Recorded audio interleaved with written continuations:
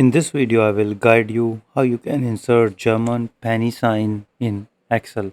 So for this you need to click on the insert and on the right side click on the symbols and click on the symbols.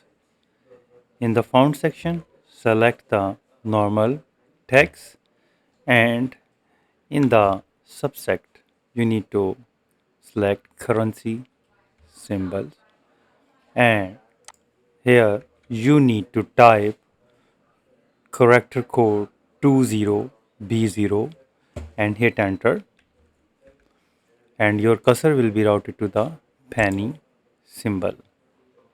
Click on the insert and close it and here it is.